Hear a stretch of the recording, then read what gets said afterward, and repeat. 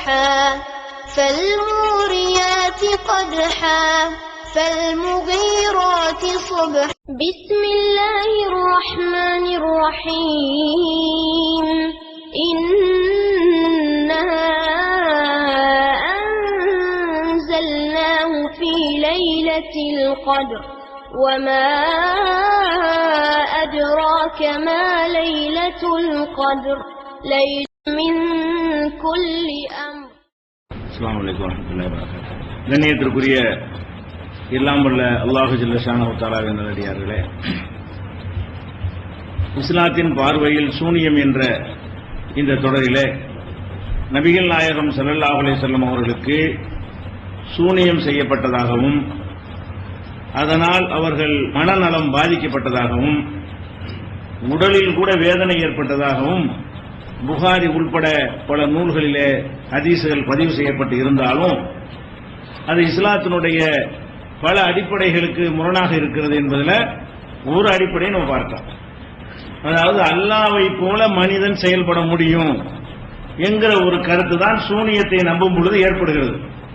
அப்ப அல்லாஹ்வை போல யாரும் இல்லை எதுவும் இல்லை என்றெல்லாம் நம்ம நம்பிக்கை கொண்டு விட்டு உலம் யகுல்லஹு குஃபுவன் அஹத் என்று அல்லாஹ் ரப்பல் ஆலமீன் தன்னுடைய இலக்கணத்தை அழகாக சொல்லி தந்த பிறகு அல்லாஹ்வை போலவே இவரும் செயல்படுவாரு, இந்த சூனியம் வைக்கிறாரு அவரும் செயல்படுவார் என்று நம்பினால் அவ குர்ஆனுடைய அந்த வசனத்தை நிராகரிக்கக்கூடிய ஒரு நிலைமை ஏற்படுகிறது என்பதை பார்த்தோம். இப்படி நம்ம சொல்லும் பொழுது எதிராக இதை நியாயப்படுத்தக்கூடிய உலமாக்கள் என்ன சொல்வார்கள்? நபிமார்கள் எப்படி அற்புதம் செஞ்சாங்க, அவங்க செஞ்சதும் மனிதன் செய்யறது இல்லையே, கைத்தடியை போட்டு பாம்பாவது மனிதன் செய்யற ஒரு வேலையா, அதைத்தான் நபிமார்கள் செஞ்சாங்க. இறந்து போனவரை ஈசா நபி உயிர்ப்பித்தாங்களே, அது மனிதன் செய்யற வேலையா அல்லாஹ் செய்யற வேலையா? நம்ம அல்லாஹ் செய்யற வேலையைத்தானே நபிமார்கள்லாம் செஞ்சிருக்கிறாங்க என்ற ஒரு கேள்வியை கேட்டு இந்த சிகரை சூனியத்தை நியாயப்படுத்துகிற காட்சியை நம்ம பார்க்கிறோம். அது எப்படி தவறு என்பதை நேற்று விளக்கியிருக்கிறோம். நபிமார்கள் அவங்க ஒண்ணுமே செய்யவே கிடையாது. அல்லாஹ்விடத்தில் அனுமதி ஆர்டர் வரும்போது இது அல்லாஹ் சொல்லுகிறான் என்று சொல்லி அவர்கள் வழியாக வெளிப்படுமே தவிர அவங்க நினைச்ச நேரத்திலாம் செய்ய மாட்டாங்க, நினைச்சதையெல்லாம் செய்ய மாட்டாங்க. அந்த மாதிரியான ஆற்றல் அவர்களுக்கு இல்லை என்பதை பல வசனங்களை சான்றாக கொண்டு நம்ம சொல்லி காட்டியிருக்கிறோம். அதே போல என்ன செய்வாங்கன்னு கேட்டா, இப்ப தஜ்ஜால் என்று ஒருவன் வருவான் என்று நம்புறோம். இது நபிகள் நாயகம் ஸல்லல்லாஹு அலைஹி வஸல்லம் பல ஹதீசுகள்ல இதை பற்றி சொல்லப்பட்டிருக்கிறது. இந்த தஜ்ஜால் என்ன செய்வான்? அவன் பயங்கரமான சில வேலைகள்லாம் செய்வான். அதை வைத்து மக்களை எல்லாம் தன் பக்கம் ஈர்ப்பான். இப்படியான ஒரு செயல்கள் அவன் செய்யற ஒரு காரியத்துல இறந்தவரை உயிர்ப்பிக்கிறது கூட அடங்கும். ஒரு ஆளை மௌத்தாக்கிட்டு அப்புறம் உயிர்ப்பித்து காட்டுவான். அப்ப அல்லாஹ்வை போல யாரும் செயல்பட முடியாது, அப்படியான நம்பக்கூடாது என்று சொன்னீர்களே. ஆனால் அப்ப தஜ்ஜாலை நம்பலாமா? தஜ்ஜால் வருவான் என்று சொல்லி அவன் அந்த மாதிரி இறைவனை போலவே என்ன செய்யறான், செத்து போனால உயிராக்குவான் என்றெல்லாம் வருகிறது. அப்படின்னா அதுவும் பொய்யா? இப்ப தஜ்ஜால் வருவான் என்று நம்புவது ஷிர்க் தானே.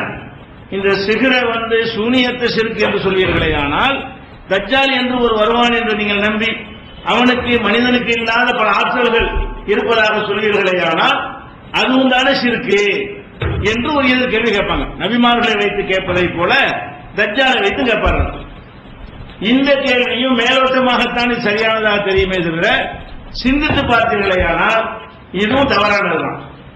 ஏனென்று கேட்டால் தஜ்ஜால் என்றே ஒருவன் வருவான் என்பதை நூஹ் அலைஹிஸ்ஸலாத்திலிருந்து எல்லா நபிமார்களும் உம்மத்துக்கு எச்சரிச்சிருக்கிறாங்க. இந்த மாதிரி ஒருத்தன் வருவான், சில காரியங்களை சோதனைக்காக வேண்டி அவன் செய்து காட்டுவான், அவன் மூலம் அல்லாஹ் வெளிப்படுத்துவான். ஆனால் அவனை நம்பிராதீங்க, அவன் தன்னை கடவுள் என்று சொல்லுவான். நபிகள் நாயகம் ஸல்லல்லாஹு அலைஹி வஸல்லம் அவர்கள் அவனை பற்றி என்னோட எச்சரிக்கிறாங்க, நான் தான் இறைவன் என்று சொல்லுவான். அவன் இறைத்தன்மைக்கு தான் சொந்தம் கொண்டாடுவான். எப்படி ஃபிரௌன் நான் தான் இறைவன் என்று சொன்னானோ அந்த மாதிரி தஜ்ஜால் என்ன செய்வான், நான் தான் இறைவன் என்று சொல்லுவான். அப்ப ரசூல் ஸல்லல்லாஹு அலைஹி வஸல்லம் சொல்றாங்க, இந்த தஜ்ஜால் இருக்கான பேசிக்கலா எல்லாம் அவனுக்கு அடி வச்சிருக்கான். நான் தான் இறைவன்கிறான், அவனுக்கு ஒன்றரை கண்ணு. இறைவன் சொல்லக்கூடிய ரெண்டு கண்ணு அழகா அவனுக்கு ஆக்கி கொள்ள முடியல.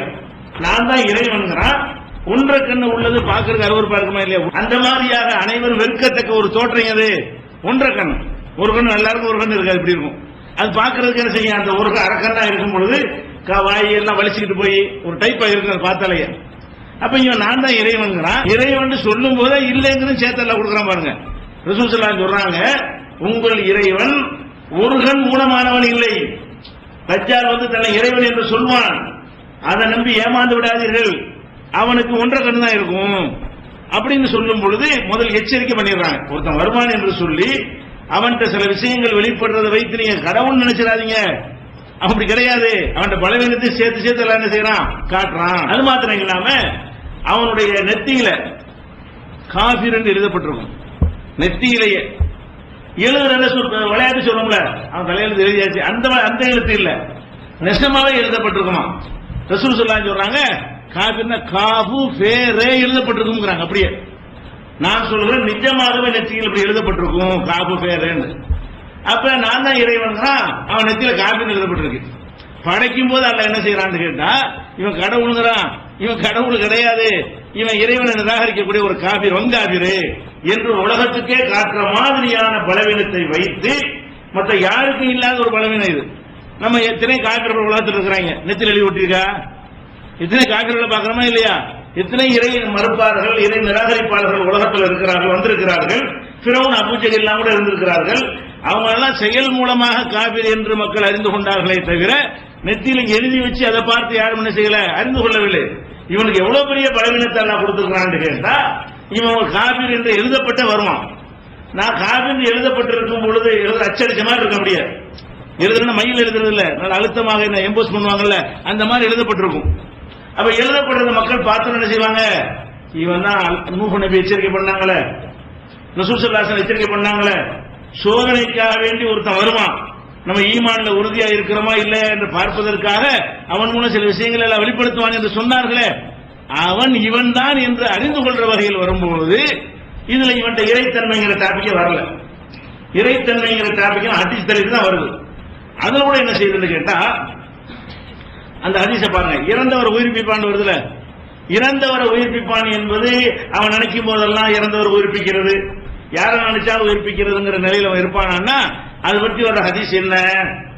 அவன் தஜ்ஜால் வந்த உடனே அவன் என்ன செய்வான், நான் தான் வந்து இறைவன் சொல்லுவானா. அப்ப ஒரு மனிதர் என்ன செய்வாரு, நீ இறைவன் இல்ல, நீ தான் தஜ்ஜாலு, உன்னைய பற்றி எனக்கு ரசூல் ஸல்லல்லாஹு அலைஹி வஸல்லம் எங்க நபி எச்சரிக்கை பண்ணியிருக்கிறாங்க, உன்னோட அடையாளம் வரைக்கும் சொல்லி இருக்கிறாங்க அப்படின்னு சொல்லி என்ன செய்வாங்க, அந்த நல்லடியார் வந்து சொல்லுவார், நல்ல மனிதர் வந்து அவனை எதிர்த்து நிற்பார். அப்ப அவன் என்ன சொல்லுவான், மக்களை பார்த்து, இவனை நான் கொன்று விட்டு, இந்த நல்லடியாரை நான் கொலை செய்து விட்டு உயிராக எழுப்பினேன் என்று சொன்னால் அப்பவாது நீ ஏற்றுக்கிறீங்களா அப்படின்னு அவன் கேட்பான். மக்கள் என்ன செய்வாங்க, செஞ்சு காட்டு பார்ப்போம் என்று அவன் சொல்லிடுவாங்க. உடனே என்ன செய்வான், இவரை கொண்டு விட்டு திரும்ப உயிராக்கி காட்டுவான். நான் தான் இறைவனுக்கு ஆதரவானது, உயிராக்கி காட்டுவான். அப்ப உயிராக்கி காட்டுவோம்னா இப்ப உங்களுக்கு சந்தேகம் இருக்கான்னு கேட்பான். அந்த உயிர் ஆக்கப்பட்டவர் இருக்காருல்ல, அவர் தான் உயிரா வந்துட்டாரு, அவர் சொல்லுவாரு, இப்பதான் இன்னும் தெளிவா இருக்கிறனா, நீ இறைவன் இல்லைங்கிறது இப்ப தெளிவாயிடுச்சு. ஏன் என்று கேட்டால், இப்படி நீ செய்வ, இன்னொரு தடவை உனக்கு செய்ய இயலாது என்று ரசூல் சொல்லிவிட்டார்கள், இப்ப செய்யடா பாப்பா. என்னைய அவர் என்ன கேட்பாரு, ஒரு தடவை இவன் மூலம் அல்லாஹ் வெளிப்படுத்துவான் என்று காட்டி, இது அல்லாஹ் வந்து சோதனைக்காக இவன் வெளிப்படுத்தினானே தவிர இவன் செஞ்சதை இன்னொரு செய்யணுமா இல்லையா?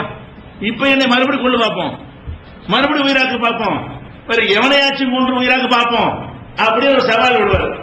மக்கள் மத்தியில் என்ன, கடவுள்னா இறந்தவர்கள் உயிர்ப்பித்தான் மறுபடியும் செய்ய முடியலையே. அப்ப ஒரே ஒரு தடவை இப்படி வெளிப்படுத்தி காட்டுவது சோதனைக்காக காட்டினால் அவனிடத்தில் அந்த சக்தி இருக்குன்னு வழங்க முடியுமா? என்னிடத்துல என்னுடைய தூக்குற சக்தி இருக்குன்னா இப்போ வந்து நாளைக்கு தூக்கணும், அது என்னிடத்தில் இருக்கு அர்த்தம். திடீர்னு எப்பயும் தூக்கிவிட்டேன், நாளைக்கு தூக்க தூக்க முடியல. அப்பனா ஏதோ ஒரு நெருக்கடியான நேரத்தில், ஒரு நிர்பந்தத்தில், ஏதோ ஒரு காரணத்தினால் நிகழ்ந்து இருக்கிறது, அல்ல என்னிடத்தில் நிகழ்த்தி இருக்கிறான். அப்படி எடுத்துக்கொள்வதற்கு இது புகாரில் நீங்க பாத்தீங்கன்னா 1882வது ஹதீஸ். இதுல தெளிவாக இருக்க, கொலை செய்வான், உயிராக்குவான், மறுபடியும் அவன் சொன்னோன்னு இவங்க என்ன செய்வாங்க, நீ தஜ்ஜால் தான், நீ இறைவன் இல்ல, இப்படி எல்லாம் நடக்கும் சொல்லிட்டாங்க, அதான் செஞ்சிருக்கிற, ரெண்டாவது உனக்கு செய்ய முடியாதுன்னு சொல்லிட்டாங்க, இப்ப செய் பார்ப்போம். அப்ப தஜ்ஜால் வந்து அவன் இறைவனை இல்ல, அவன் எந்த சக்தியும் இல்லைங்கிற அந்த வினாடி நிரூபிக்கப்படுது. ஒரு வினாடிக்கு நான் இறைவன் என்று சொல்றான், அந்த வினாடியில என்ன நிறுவனம் ஆகுது, அவனுக்கு ஒண்ணு முடியாது, அவன் செய்யல. அல்லாஹ் வந்து மக்களை சோதிச்சு பார்ப்பதற்காக வேண்டி அவனிடமிருந்து ஒரு தடவை அவனிடமிருந்து அல்லாஹ் வெளிப்படுத்துகிறான். இப்படி நடக்கும் என்ற ஒரு நிலைமை அல்லாஹ் வெளிப்படுத்தி காட்டுகிறான் என்பதை இந்த புகாரி ஹதீஸில் விளங்குறோம். இப்ப இவன் இறைத்தன்மை வருமா? வராது. அதே மாதிரி வந்து ரசூல் ஸல்லல்லாஹு அலைஹி வஸல்லம் அவர்கள் அவன் ஒத்த கண் உள்ளவனா இருப்பான், உங்கள் இறைவன் ஒற்றை கண் உள்ளவன் இல்ல, அழகானவன் உங்கள் இறைவன் அப்படின்னு சொன்னாங்க. அந்த ஹதீஸை நீங்க எடுத்து பார்க்கறாங்க, புகாரியில 3057வது ஹதீஸில் பார்க்கலாம். அதே மாதிரி வந்து ரசூல் ஸல்லல்லாஹு சொல்றாங்க, இவன் என்ன செய்வான்னு கேட்டா பெரிய மலை அளவுக்கு சொர்க்கம் நரகத்தை எல்லாம் கொண்டு வருவான். சொர்க்கம் மாதிரி ஒன்ன காட்டுவான். பத்தியெல்லாம் சொர்க்கம் என்ன நூலா இருக்கு தெரியுமா? பார்த்தா பயங்கரமான ஒரு கவர்ச்சியாகவும் மக்களை ஈர்க்கக்கூடிய விதமாகவும் அது உள்ள நிறைய செட்டிங் எல்லாம் பண்ணி வச்சிருப்பான். அப்ப நரகம் ஒண்ணு காட்டுவான். அந்த நரகம் என்னை கடவுள்னு சொன்னா இதுல ஒதுக்கி போடுவேன், என்னை கடவுள் இல்லைன்னா இதுல ஒதுக்கி போட்டுருவேன். சொர்க்க நரகத்தை இவனே சிருஷ்டி பண்ணி வைத்துக் கொண்டு 2 இடங்கள்ல நெருப்பு குண்டத்தை வளர்த்து ஒரு பக்கம் வைத்திருப்பான், ஒரு பக்கம் தோட்டம் துறவுகளை வைத்திருப்பான். இதுல என்னை ஏத்துக்கிட்டவர்களா இதுல ஒதுக்கி போடுவேன், என்னை மறுத்தவர்களை இதுல ஒதுக்கி போடுவேன் அப்படின்னு சொல்லுவான். ரசூல் ஸல்லல்லாஹு அலைஹி வஸல்லம் சொல்றாங்க, அதுக்கு பதில்ல இவன் கொண்டு வருவான். கொல்லத்தி எப்பூட அன்னஹல் ஜன்னா, இவன் எதை சொர்க்கம் அவன் காட்டுகிறானோ அது உண்மையில் நரகம். அது தூக்கி போட நெருப்பாகும். கண்ணுக்கு அப்படி தெரிகிறதே தவிர உள்ள தூக்கி போடாது என்ன இருக்கு? நரகமாக இருக்கும். எதை நரகம் என்று சொல்கிறானோ அது சொர்க்கமாக இருக்கு. அவன் எதை நரகம்னு சொல்றான் அதுல நீங்கள் விழுந்திருங்கள், அதுதான் சொர்க்கமாக இருக்கும் என்று நபிகள் நாயகம் ஸல்லல்லாஹு அலைஹி வஸல்லம் சொல்லி இது ஒரு செட்டிங் பண்ணியிருக்கானே தவிர நிஜம் அல்ல. இவன் எதை சொர்க்கங்கிறான நரகமாக இருக்கிறது, எது நரகங்கிறான சொர்க்கமாக இருக்கிறது என்கிற அளவுக்கு ரசூல் ஸல்லல்லாஹு அலைஹி வஸல்லம் தஜ்ஜாலை பற்றி விளக்கி இருக்கிறார்கள். இது புகாரில 3338 ஹதீஸில் இருக்கிறது. அதே மாதிரி வந்து இதே கருத்து 3450 புகாரில இருக்கிறது. நெத்தில எழுதப்பட்டிருக்கும் சொன்னோம்ல, அது முஸ்லிமில் இடம்பெற்றிருக்கிறது. அது போக ஒவ்வொரு தொழுகையும் நம்ம பிரார்த்தனை செய்யறோம். வஅஊது பிக்க மின் ஃபித்னஸில் மஸீஹித் தஜ்ஜால். 4 விஷயங்களை விட்டு அத்தஹியாத்துல பாதுகாப்பு தர சொன்னாங்கல்ல, பல துஆக்களை கற்று தந்தாங்க அத்தஹியாத்துல ஓதுறதுக்கு. அதுல ஒரு துஆ என்ன? வஅஊது பிக்க மின் ஃபித்னஸில் மஸீஹித் தஜ்ஜால். தஜ்ஜாலுடைய சோதனையை விட்டு அல்லாஹ் உன்னை பாதுகாப்பு தர்றேன்னு சொல்லி முன்கூட்டி நமக்கு சொல்லவும் பட்டிருக்கிறது. ஒருத்தன் வருவான்னு சொல்லப்பட்டு இன்னல்லது செய்வான் அவன் செய்யலை என்றும் சொல்லப்பட்டது. இறைத்தன்மை இல்லைன்னு சொல்லப்படுது. ஒருத்தன் வருவான், அவன் இறைவன் இல்ல, இறைவனுடைய எந்த தன்மையும் கிடையாது, 1-2 வெளிப்படுத்தி காட்டுவான். உள்ள பார்த்து நேரம் மாத்தமா இருக்கு. அவன் செய்யற ஒரே ஒரு காரியம் ஒரு ஆளை கொண்டுட்டு உயிராக்குவான். அந்த ஒரு தடவை தான் அது. அல்லாஹ் சோதிக்கிறது அவன் மூலம் வெளிப்படுத்தி காட்டுகிறான். அது அவன் செய்யவில்லை, மறுபடி செய்ய. இப்படி எல்லாம் சொல்லி தஜ்ஜால் வருவான்னு சொன்னா இது அல்லாஹ் கூட இருக்காம கடைசி அவனை கொள்றதுக்காக வேண்டி ஈசா நபி இறக்கி கொன்னு போட்டுருவார். இவன் என்ன கடவுளவன்?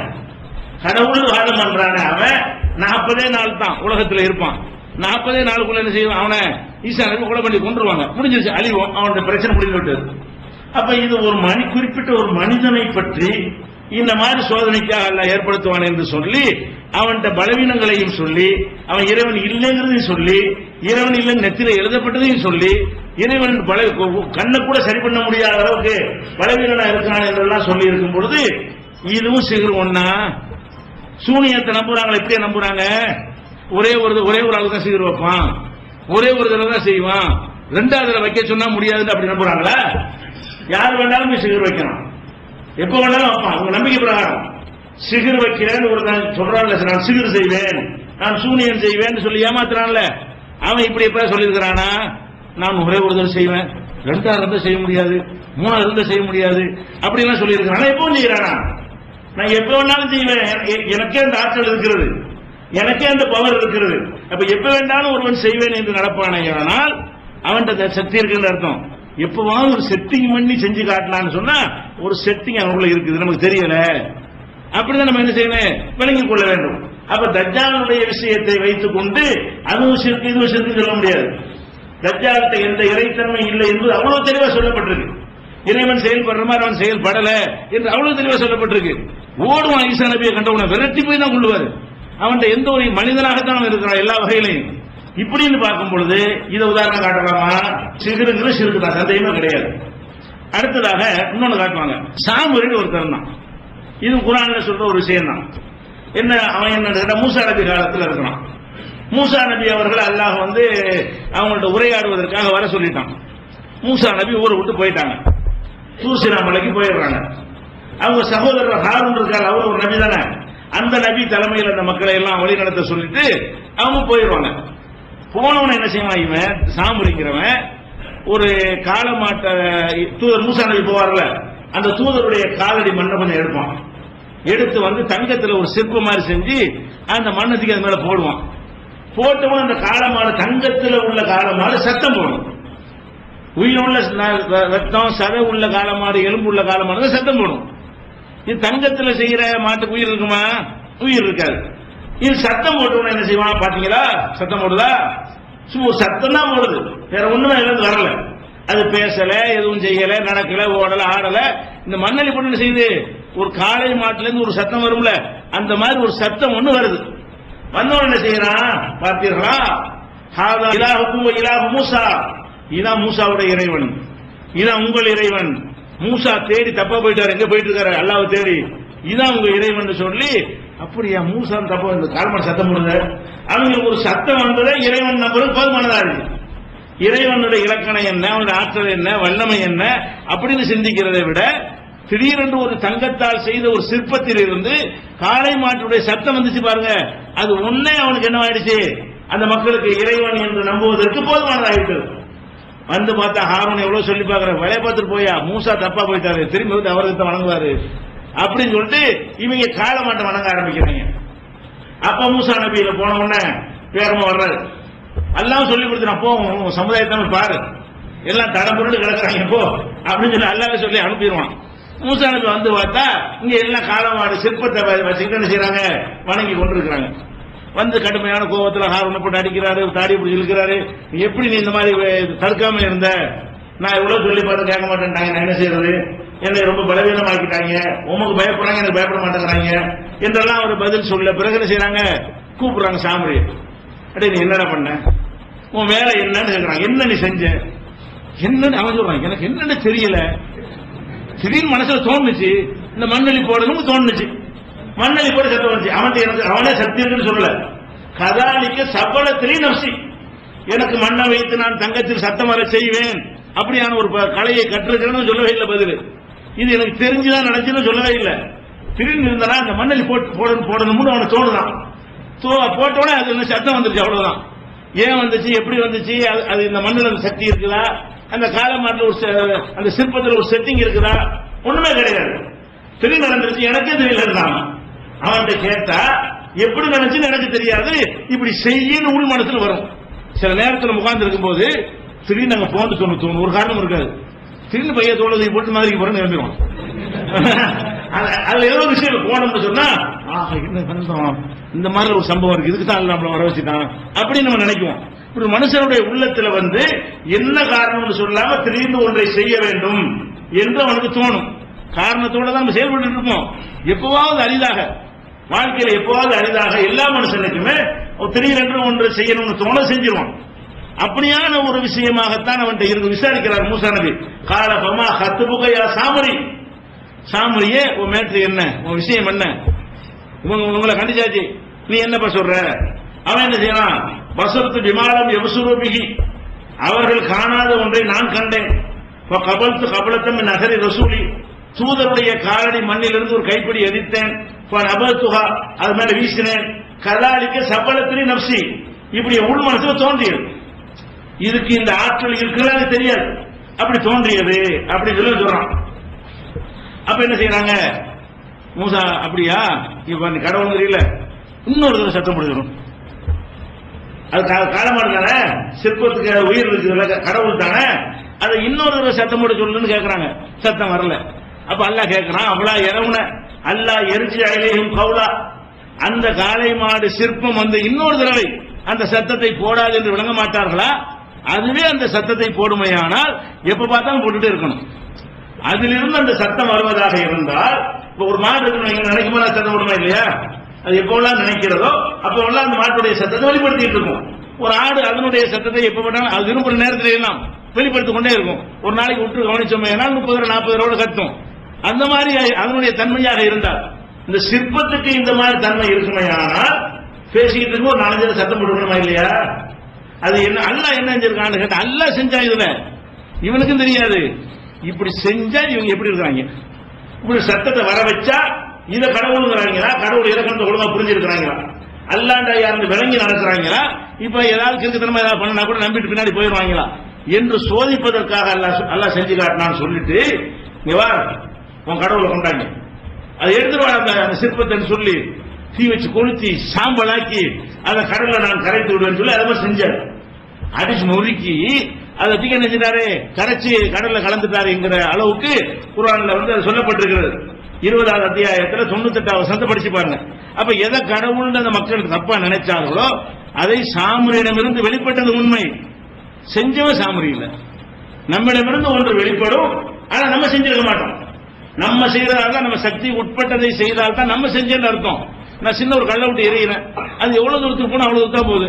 நான் ஒரு கல்லை எரியும் போது அது தாம்பரத்துல விழுந்தா நானா எரிஞ்சிருக்கிறேன். அப்ப இது வேற என்னமோ அல்ல, என்ன செய்யறான், ஒரு இன்னொரு எரியணுமா இல்லையா, இப்படி எரியிறேன், அந்த கண்டு போய்கிட்டே என்ன செய்யுது, அங்க போய் விழுவுது. இப்படி மனுஷன் எரிய முடியுமா? மனுஷன் எரிகிற அளவுல எரிந்தால் நான் எரிஞ்சேன்னு சொல்லுங்க. மனுஷன் எரிகிற அளவுல இல்லாம ஒரு வித்தியாசமான முறையில எனக்கு என்னன்னு தெரியாத முறையில அவங்களுக்கு இது போயிடுச்சுன்னு சொன்னா அதை நான் செய்யல. இறைவன் ஏதோ சோதித்து என்னை சோதிப்பதற்கோ அல்ல உங்களை சோதிப்பதற்கோ அவன் என்ன செய்யறான், இப்படி ஒன்ற அதிசயமா நிகழ்த்தி காட்டுகிறான். அப்ப இப்படியான ஒரு விஷயமாக ஓரிருவருக்கு நடக்குமையானால் அது இறைவனுக்கு போல ஷிர்க்குன்னு வராது. இப்ப நிறைய பேர் நடக்கும், உங்களுக்கு நடக்கும், நமக்கு நடக்கும், உட்கார்ந்துட்டே இருப்போம், ஒரு நாள் சட்டம் வரும், நம்ம ஓடிப்போம், அந்த கடன் கீழே விழுந்துடும். இப்போ அசல் மாதிரி வரும் வாழ்க்கை நம்மளை நல்லா காப்பாற்ற நினைச்சான்னு சொன்னா ஒரு மழை கூட்டு என்ன செய்வான், அப்படிலாம் செய்வான், பிடிச்சி ஒரு ஆள் கையை பிடிச்சி தள்ளி விட்ட மாதிரி இருக்கும். ரோட்ல போயிட்டு இருக்கும்போது கீழே விழுந்துருவோமா, நம்மளை கடந்து ஒரு லாரி போகும், நம்ம அந்த இடத்துல கீழே விழுவாம இருந்தா லாரி நம்ம நசிக்கணும். இப்படி ஒவ்வொரு மனுஷனுக்கு அதிசயம் நடக்கும். நான் எப்படி விடணும் தெரியுமா, லாரி வருவதை முன்பு அறிந்து சரியாக விழுந்து விட்டேன்னு சொல்லலாமா? இவன் விழுந்தது இவனுக்கே தெரியாது, ஏன் விழுந்தாண்டு, இவன் தான் இவனுக்கு தான் அந்த அதிசயம் நிகழ்ந்திருக்கிறது, இவன் செய்யல. இவன் செய்தான் என்கிறதும் இவனுக்கு நிகழ்ந்தது என்பதற்கு வித்தியாசம் இருக்கிறது. எத்தனையோ மனிதர்களுக்கு வாழ்க்கையில் அதிசயங்கள் நிகழ்கிறது, அதை அவன் செஞ்சிருக்க மாட்டான். அப்ப அவன் செய்யாமல் முஸ்லீமுக்கு நடக்கும், காபிருக்கு நடக்கும், யாருக்கு வேணாலும் நடக்கும். அல்லாஹ் அருள் செய்ய நாடி விட்டான் என்று சொன்னால் யாருக்கு வேணாலும் நடந்துடும். இந்த அதிசயத்தை வைத்து அவன் அறிவுறு சொல்ல முடியுமா? நம்ம பஸ்ஸுக்காக காத்துட்டு இருப்போம், ஒவ்வொரு பஸ்ஸும் இல்லை இடம் இல்லை இடம்லன்னு போவோம், அர்ஜென்டான வேலையா இருக்கும், சரியான கோபமா வரும். அப்ப பஸ் எல்லாம் போய் பார்த்தோம்னு சொன்னா 3 பஸ் அங்க ஆக்சிடென்ட் எல்லாம் சத்தியாகி போய் கிடக்கும். எல்லாம் எவ்வளவு பெரிய அருள் செஞ்சிருக்கிறான். டிக்கெட் கிடைச்சிருந்தா என்ன ஆகிருக்கு, இந்த பஸ்ல டிக்கெட் கிடைக்கணும் திட்டு, நம்ம டிக்கெட் கிடைச்சிருந்தா நமக்கு அங்கே டிக்கெட் கிடைச்சிருக்கு. அவன் நினைக்கிறான் டிக்கெட், அவன் என்ன இப்படித்தான் நினைக்கிறது, வேற எப்படி நினைக்க கூடாது. நான் எப்படிப்பட்ட ஆள் தெரியுமா, அந்த பஸ் ஆக்சிடென்ட் ஆகும் தெரிந்து 3 பஸ்ஸையும் நான் மிஸ் பண்ணி அப்படி சொல்லிடுறேன் தெரியுமா, அதெல்லாம் நாளைக்கு தான் தெரியுது. ஆக்சிடென்ட் ஆன பிறகு பேப்பர்ல படிச்ச பிறகுதான் நேற்று நம்ம நல்லா காப்பாத்திருக்கான்னு தெரிகிறது. இப்படியான அதிசயங்கள் நடப்பது ஷிர்க்குன்னு சொல்லலாமா? நானா செஞ்சாதான் ஷிர்க்கு, நான் இறைவனை போல செயல்படுகிறேன் என்று ஒருவன் சொன்னால், அல்லது இவன் இறைவனை போல செயல்படுகிறான் என்று இன்னொருத்தனை பற்றி சொன்னால் அது ஷிர்க்கு. இவனிடமிருந்து அதிசயமாக சில நிகழ்வுகள் நடக்கிறது, ஏதோ ஒரு நடந்திருக்கிறது என்று சொன்னால் அதுக்கு எல்லாருக்கும் நடக்கும்.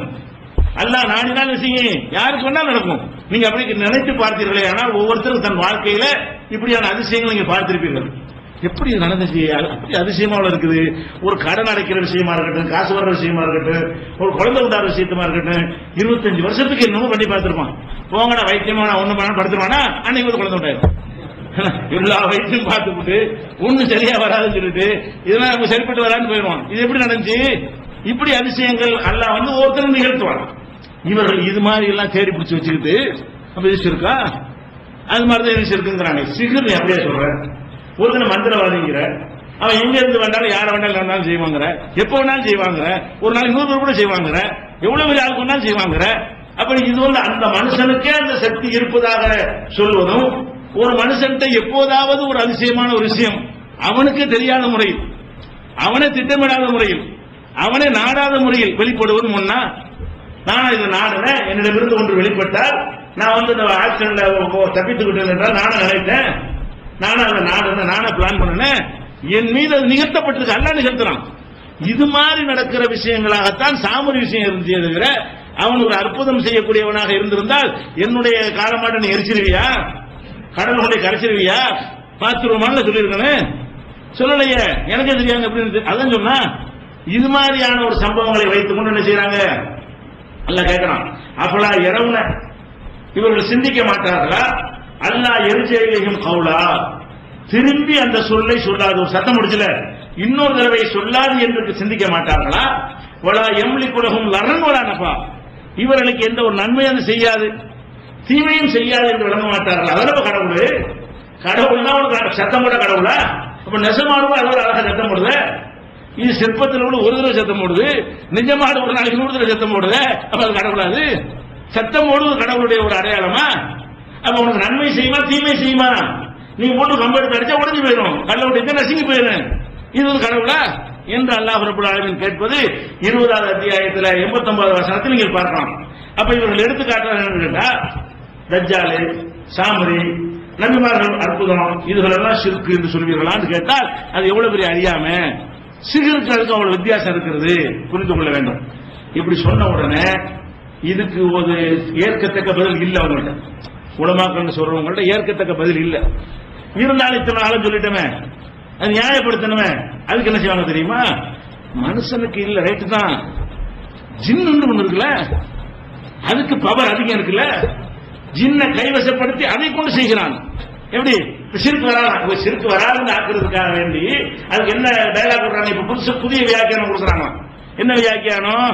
அந்த சூனியக்காரன் அவன் செய்யறது கிடையாதுங்க, அவன் மனிதன் அளவுக்கு தான் அவன் செயல்படுவான், அதுக்கு மேல சக்தி இல்ல. ஜின்களுக்கு அதிக சக்தி இருக்கா இல்லையா? அந்த ஜின்களை கைக்குள்ள வைத்துக் கொண்டு அதை வைத்து இந்த சூனியத்தை செய்தால் ஜின்னு செய்யத்தானே செய்யும். ஜின்னுக்கு என்ன சக்தி எல்லாம் கொடுத்திருக்கானோ அந்த சக்தியை கொண்டு செயல்பட்டால் அது இணை கற்பிப்பு ஆகுமா அப்படின்னு ஒரு கேள்வியை கேட்டு ஆமா சரி ஜின்னை வச்சு சைத்தான செய்யறாங்க அப்படின்னு தன்னைத்தானே ஏமாற்றி கொடுக்கிறாங்க. அப்ப என்ன செய்யணும்? இதையும் தெளிவுபடுத்திக்கணும். மனித படைப்பான் ஜின்னு ஒரு படைப்பு இருக்குது.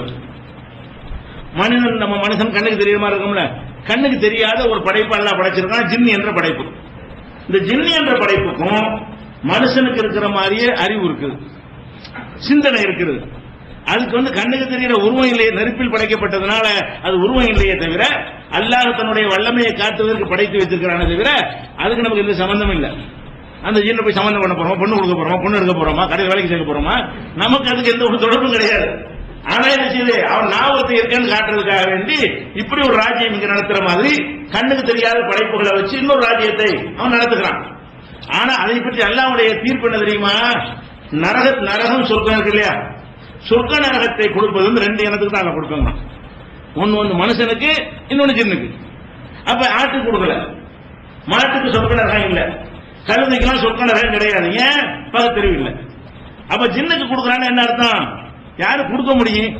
பகுத்து அறிகிற அறிவை கொடுத்து கடவுள்டா என்ன, அல்லாண்டா என்ன, இறைவன்டா என்ன, இதெல்லாம் ஆய்வு செஞ்சு புரிந்து கொண்டு அதை மறுக்கிறான், அவனுக்கு தான் நரகத்தை கொடுக்க முடியும்.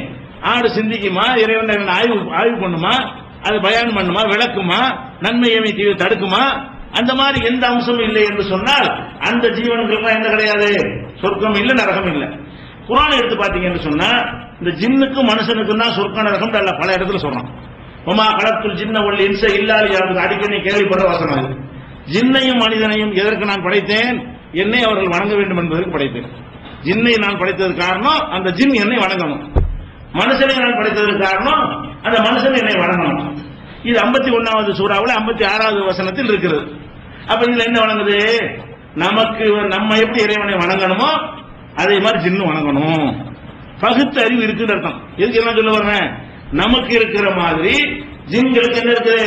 பகுத்து உணரக்கூடிய அறிவு, நல்ல ஆய்வு செய்யறோம்ல, அந்த அறிவு இருக்குது என்பதை இதுல இருந்து வளர்க்கிறோம். அதே மாதிரி எல்லாம் கேட்கிறான், மறுமை நாள்ல ஜின்களை மனுஷனை ஒன்றாக நிப்பாட்டி வைத்துக் கொண்டு யா மஅஷரல் ஜின்னி வல் இன்ஸ், மனித ஜின் இனமே கூட்டமே, அலம் யாத்திக்கும் ருசுலும் மின்கும், உங்களுக்கு ரசூல்மார்கள் வரலையா? எக்குஸூன அலைக்கும் ஆயாத்தி, என்னுடைய வசனங்களை உங்களுக்கு ஓதி காட்டவில்லையா? மனுஷன் மட்டும் எல்லாம் கேட்கல, ஜின்னை கூப்பிட்டு வச்சு எல்லாம் கேட்கிறான், உங்களுக்கு தூதர்கள் வந்தார்களா இல்லையா? என்னுடைய போதனைகளை சொன்னார்களா இல்லையா? இன்றுக்கும் லிகாயோமிக்கும் ஹாதா, இந்த நாளை நியாய தீர்ப்பு நாளை சந்திக்க வேண்டும் என்று அவர்கள் எச்சரிக்கை செய்தார்களா இல்லையா? அப்ப மனுஷனுக்கு நான் தூதர்கள் அனுப்பி வைத்திருக்கிறேன், ஜின்களுக்கு அனுப்பி இருக்கிறேன், அவங்க போய் மக்களுக்கு நல்வழிப்படுத்தினார்கள், அப்படி வந்தார்களா இல்லையா? ஏன் வழிகட்டு போனீங்க என்று கேட்பேன். 6வது அத்தியாயத்தில் 130வது வசனத்தில் எல்லாம் சொல்றான். இதுல என்ன விளங்குது? அவங்களுக்கு தூதர்கள்லாம் போயிருக்கிறாங்க, அவங்களுக்கு வேதங்கள்லாம் போயிருக்குது. அவங்களுக்கு நல்வழி காட்டக்கூடிய நல்லடியார்கள்லாம் போய் பிரச்சாரம் பண்ணி இருக்கிறார்கள். அதுக்கு பிறகு நல்லவனானவனுக்கு சொர்க்கமும் கெட்டவனா போனவன் நரகம் நம்மள மாதிரியே மனிதனுக்கு கிடைக்கிற மாதிரியே அவங்களுக்கு கிடைக்கும். இது குர்ஆன்ல இருக்குது. அதே மாதிரி அல்லாஹ் சொல்லி காட்டுறான் சூரத்து ரஹ்மான்ல சனஃபுருலக்கும் அய்யுஹல் தக்லான், மனித ஜின் கூட்டமே உங்க 2 பேருக்காகவும் நேரம் ஒதுக்க போறேன், வாங்க விசாரிக்கிறது. உங்க 2 பேருக்காகவும் நான் என்ன செய்ய போறேன், நேரத்தை ஒதுக்கி விசாரிக்க போகிறேன் என்பது ஒரு இலக்கியமா என்ன சொல்றான். நம்ம டைம் வச்சிருக்கோம், வாங்க நேரம் முடிச்சு வச்சிருக்கோம் வாங்க என்கிற மாதிரி தண்டிப்பேன்ங்கிறதுக்கு உரிய ஒரு இலக்கிய சொல்லாக இந்த 55 31 வசனத்தில் சொல்லுகிறான். அதே மாதிரி கால ஊதுகுழு உமமின் அது களத்தின் கபலிக்கும் ஜின்னி ஒல்லின் சிபின்னார், ஏற்கனவே நரகத்திற்கு போய்விட்ட ஜின்கள் மனிதர்களோடு சேர்ந்து நீங்களும் பூங்கடான்னு சொல்லப்படும். ஒவ்வொருத்தரையும் நரகத்தில் அனுப்புவதெல்லாம் என்ன சொல்லுவான், உங்களுக்கு இந்திய கொஞ்சம் பேர் கிடக்குறாங்க, மனசுன்னு கிடக்குறான், ஜின்னு கிடக்குது, அதோட சேர்ந்து நீர்மை கடை. அப்ப ஜின்னுக்கு என்ன வழங்குது, நரகம் இருக்குன்னு வழங்குது. நரகம் இருக்குன்னு வழங்கினா பகுத்தறிவு வழங்குது. அது கட்டளை மீறிச்சுன்னு வழங்குது. அல்லாஹ்வை எதிர்த்து அவங்க நடந்தாங்க என்று விளங்குகிறது. இது 7வது அத்தியாயத்துல 38 இருக்குது. அதே மாதிரி 7:179 உலக ஜரானாலி ஜஹன்னம கதீரன் மினல் ஜின்னி வல் இன்சி, நரகத்துக்குன்னு ஜின்களையும் மனிதர்களையும் அதிகமான பேரை தயார் பண்ணி வச்சிருக்கிறோம். நரகத்துல போடுவதற்காகவே மனுஷர்கள்ல ஒரு பெரிய தொகையையும் ஜின்கள்ல ஒரு பெரிய தொகையும் நான் ரெடி பண்ணி வச்சிருக்கிறேன் அப்படின்னு அல்லாஹ் குர்ஆன்ல சொல்லி காட்டுறான். 11வது அத்தியாயம் 119 வசனத்துல தம்மத்து கலிமத்து ரப்பிக்க, உன் இறைவனுடைய உத்தரவு முழுமையாகி விட்டது, முழுமை பெற்று விட்டது. என்ன உத்தரவு, அம்ல அன்ன ஜஹன்னம மினல் ஜின்னதி வன் நாசி அஜ்மஈன், மனிதனையும் ஜின்னையும் போட்டு நரகத்தை நிறைக்குவேன் என்று உன்னுடைய இறைவனின் உத்தரவு முழுமை பெற்று விட்டது. நரகத்தில் எல்லாத்தையும் போட்டுவிட்டு சொன்னபடி நடந்துருச்சா, நரகத்தில் போட்டு நிரப்பேன்னு சொன்னால நினைச்சிட்டேனா என்று என்ன செய்வான், அதை கேட்பான். இதே கருத்து 32:13 இருக்குது. அப்ப முதல் விஷயமாக ஜின்ன வசப்படுத்தி செய்யறவங்களான்ல, அடே ஜின்ன வசப்படுத்த ஆடா, வசப்படுத்துறது என்று சொன்னால் நம்மள மாதிரி பகுத்தறிவு வசப்படுத்த முடியுமா? நமக்கும் பகுத்தறிவு, அதுக்கும் பகுத்தறிவு, 2 பேருக்கும் பகுத்தறிவு இருக்கும்போது ஒரு யானையை மனசை வசப்படுத்த முடியும். சர்க்கஸ்ல வச்சு என்ன செய்யலாம், அந்த ஒரு மாஸ்டருக்கு அந்த யானைக்கு யானை பயப்படுது, சிங்கத்தை கூட வசப்படுத்த முடியும். அதுக்கு எவ்வளவு பெரிய ஆற்றல் இருந்தாலும் அறிவு இல்லை, அதுக்கு பகுத்துவம் வரக்கூடிய அறிவு இல்லாத காரணத்தினால் சிங்கத்தை மனுஷன் வசப்படுத்தலாம், கோழி குஞ்சு எதை வேண்டாலும் வசப்படுத்த முடியும். ஏமாத்தி என்ன செய்யலாம், அது அதுக்கு நன்மை செய்யற மாதிரி நடிச்சு நம்மளுக்கு பயப்பட வச்சு அது நம்ம சொல்றபடி எல்லாம் செய்யற மாதிரி ஆக்க முடியும். யார் ஆக்க முடியும், பகுத்தறிவு இல்லாத ஜீவன்களை இப்படி ஆக்க முடியும். அல்ல நமக்கு அந்த ஆற்றலை தந்திருக்கிறோம். ஜின்ன வசப்படுத்துறாங்க, சின்ன ஆடா, அது ஒரு மாடு மாதிரி என்னை வசப்படுத்தி ஏவி விடுறதுக்கு, நாயை ஏவி விடுவேன் சூண்டு ஒரு கிடைக்கும்ல. இவன் என்ன நினைச்சுக்கிட்டான்னு கேட்டா ஒரு நாய் மாதிரி நினைச்சுக்கிட்டான் ஜின்களை. ஜின்களும் ஒரே மாதிரி அறிவு உள்ளது. அப்ப உனக்கு இருக்கிற அறிவு அதுக்கு இருக்கும் போது ஒரு மனுஷனை எப்படி வசப்படுத்தி பார்ப்போம். நீ ஜின்ன வசப்படுத்துறீங்களா, ஜின்ன ஒரு மனுஷனை வசப்படுத்தி வச்சுக்கிட்டு இவன் சொல்லலாம் கேட்கணும் ஆக்க முடியுமா? ஆக்க முடியாது. போய் அவனுக்கு கொள்ளு, இது தின்னு திங்குமா, திங்குமா கேட்கிறேன், இவன் ஆடப்பட்ட திங்குமா, திம்பாட ஒரு மனுஷன். அப்ப ஒரு மனுஷனை ஒரு மனுஷனுக்கு வசப்படுத்த முடியாது. ஜின் நம்மளை விட பவர்ஃபுல்லானது. அறிவோட வைத்துக் கொண்டு பார்த்தால் பவர் அதிகம். யார் யார் வசப்படுத்த முடியும், பகுத்தறிவோடு சமம். ஆற்றல்ல ஜின்னு கூட நம்ம கூடவா, ஜின்னு தான் கூட. நம்முடைய சக்தி ஒரு லிமிட்டுக்கு உட்பட்டது. ஜின்னுடைய சக்தி எப்படிப்பட்டது, சுலைமான் நபி காலத்துல பக்கத்துல ராணி இருக்கிறாங்க, ஒரு அம்மா ராஜ்யத்தை ஆண்டுகிட்டு இருக்கிறாங்க. அவங்க அல்லாஹ்வுக்கு இணை கற்பிக்கிறாங்க என்ற செய்தி அந்த பறவை சொல்லுகிறது. சொன்ன உடனே என்ன செய்யறாங்க, சுலைமான் நபி அந்த சிம்மாசனத்தை, அந்த அம்மாவுடைய சிம்மாசனத்தை இங்க யார் கொண்டு வர்றா கேட்கிறாங்க. அப்ப அந்த சபையில இஃப்ரீத் என்கிற ஒரு ஜின் இருக்குது. அந்த ஜின்னு என்ன சொல்லுதுன்னு கேட்டா, ஆனா ஆத்திக்க பிஹி கபல அன் தக்கும மகாமிக்க, நீங்க உட்கார்ந்து இருக்கிற இடத்துல இருந்து எந்திரிக்கிறதுக்குள்ள கொண்டு வந்துருவேன். அது எங்கேயோ இருக்கும் அந்த சிம்மாசனம், வேற ஒரு நாட்டில் இருக்குது. அந்த அம்மாவுடைய சிம்மாசனத்தை இங்க தூக்கிட்டு வர்றது யாருன்னு கேட்கிறாங்க. அப்ப ஜின்னு இஃப்ரீத் ஜின்னி, இஃப்ரீத் என்கிற அந்த ஜின்னு சொல்லுகிறது, நான் கொண்டு வந்துடுறேன்.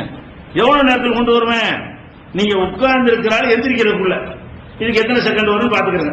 உட்கார்ந்த ஒரு ஆள் எந்திரிக்கிறதா இருந்தா அது என்ன செய்யும், ஒரு 20 செகண்ட் வரலாம் முழுசா வர்றதுக்கு. இந்த டயத்துக்குள்ள நான் என்ன செய்வேன், கொண்டு வந்துடுவேன். இன்னி அழகில கவியும் நமீன், இதுல எனக்கு அந்த ஆற்றல் வலிமை இருக்கிறது, எனக்கு செய்ய முடியும் அப்படின்னு சொல்லுது. அப்ப காலது இந்த இல்முல் கிதாப், வேதத்தை அறிந்து கொண்டிருந்த இன்னொரு ஜின்னு சொன்னது, ஆனா ஆத்திக்க பிஹி கபலா எர்த்தத்தை இலைக்கு தரப்புக்க. நீங்க கண்ணை மூடி திறக்கிறவங்களை கொண்டா வச்சிடும், அதுக்கு 1 செகண்ட் தான் வரும். நீ உட்கார்ந்துட்டு எந்திரிக்கிறதுக்கு ஒரு 20 செகண்ட் வரும்னு சொன்னா கண்ணை மூடி திறக்க எவ்வளவு வரும்? கண்ணை மூடி திறக்கிறதுக்கு பாருங்க செகண்ட் வச்சு கண்டுபிடிச்சான். ஒரு கன்சிமீட்டரை வச்சுதான் செகண்டே அளவிடுறான். அப்ப கண் மூடி திறக்கிறதுக்குள்ள நான் கொண்டு வந்து விடுவேன் அப்படின்னா கண்டுபிடிக்கிறது இருக்குது. சொல்லி முடிச்சுட்டு கண்ணை திறந்து பார்க்கறது இருக்குது. கண்ணை மூடி திறந்து பார்க்கிறாரு, அந்த சிம்மாசனம் எங்க இருக்கு? அவருக்கு முன்னாடி இருக்குது. பலம்மா முஸ்தகரன் என்பதும் அவருக்கு முன்னாடி இருப்பதை பார்த்த உடனே ஹாதாமின் பல்விரப்பி, இது என் இறைவன் எனக்கு தந்த பெரிய அருட்படை, என்னை சோதிச்சு பார்க்கறான், நான் நன்றி உள்ளவனா இருக்கிறேன்னா இறைவனுக்கு மாறு செய்கிறேன் சோதித்து பார்ப்பதற்காக இறைவன் எனக்கு இதை தந்திருக்கிறான்னு சுலைமான் நபி சொன்னாங்க.